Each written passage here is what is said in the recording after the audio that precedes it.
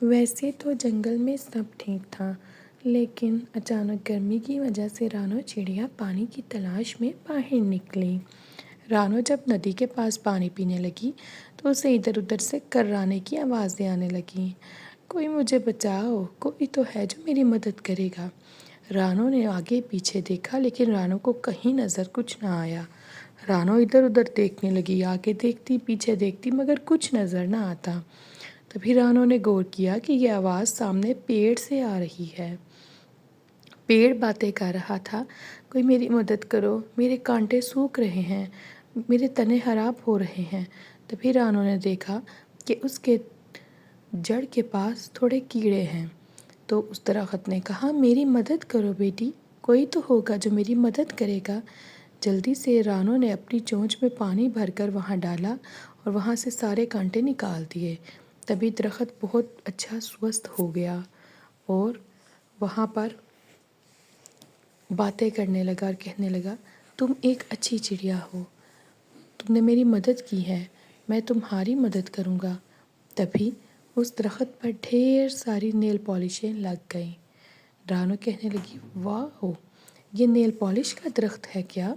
तभी वो दरख्त कहने लगा, यहाँ से अब तुम्हारे लिए एक नेल पॉलिश है, तुम ये इस्तेमाल कर सकती हो। तभी एक नेल पॉलिश रानो के पास आ गई। रानो ने उस नेल पॉलिश को देखा तो देखते ही देखते उस दरख्त ने बोला कि इस नेल पॉलिश से तुम जो मांगोगी तुम्हें मिलेगा। साथ ही रानो के लिए एक बहुत खूबसूरत सा नेल पॉलिश का घर भी तैयार हो गया, जो बहुत सुंदर था, जो रानो को गर्मी से बचाएगा। दूर बैठा जिगरबाज और कालू कौवा ये सब कुछ देख रहा था।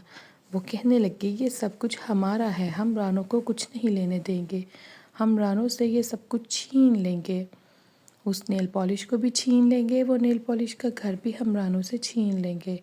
तभी वो दोनों योजना बनाने लगे कि जब रात को रानो सोई हुई होगी, हम उसके घर जाकर उसका घर उससे छीन लेंगे और उसे घर से बाहर निकाल देंगे।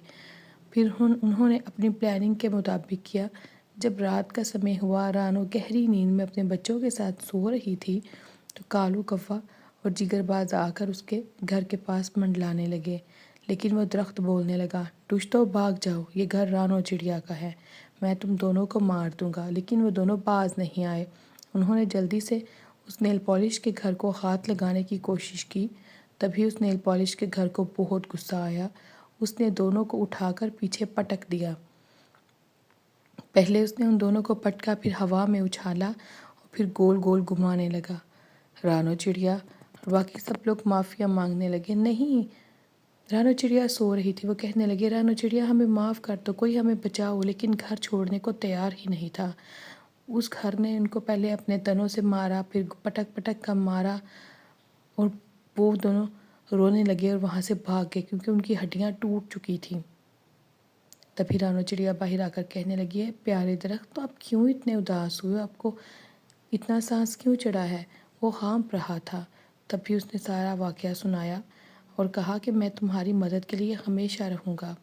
अब रानो चिड़िया एक अच्छी चिड़िया थी, वो सबका इलाज करती और उस नेल पॉलिश के घर से जो कोई कमज़ोर होता उसको ठीक करती। मिट्ठू तोता के पर पुराने हो चुके थे, नेल पॉलिश की मदद से उसने उसको नए पर भी लगा दिए। अगर आप चैनल पर नए हैं तो चैनल को सब्सक्राइब करते जाएं। वीडियो पसंद आए तो उसे लाइक ज़रूर करें। मज़ीद वीडियोस के लिए बेल नोटिफिकेशन बटन को ऑन करके और पे क्लिक कर लें, ताकि तमाम वीडियोस आप तक सबसे पहले पहुंच सकें।